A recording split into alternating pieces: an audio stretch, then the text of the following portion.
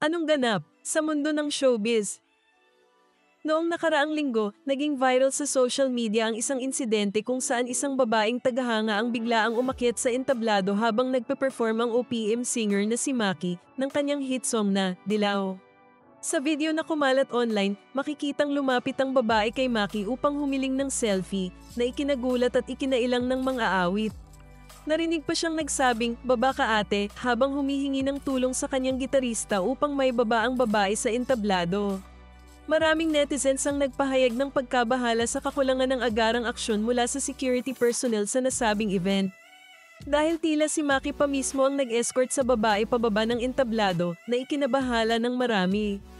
May mga nagkumpara pa sa insidente sa nangyari kay Christina Grimmie, isang American singer na pinatay ng isang fan matapos ang kanyang performance.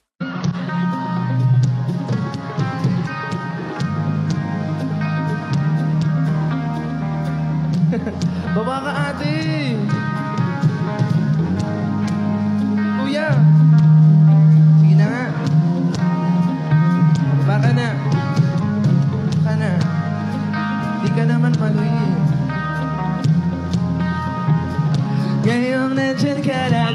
Sa isang post sa Facebook, ibinahagi ni Maki ang kanyang saloobin tungkol sa insidente. Aniya, "There's a right time for that," na nagpapahiwatig ng kahalagahan ng pagrespeto sa personal na espasyo ng mga artista, lalo na sa mga live performances. Sa iyong palagay, sapat ba ang naging tugon ng security team sa insidenteng ito o kinakailangan bang paigtingin pa ang mga hakbang upang mapanatili ang kaligtasan ng mga artista sa mga live performances?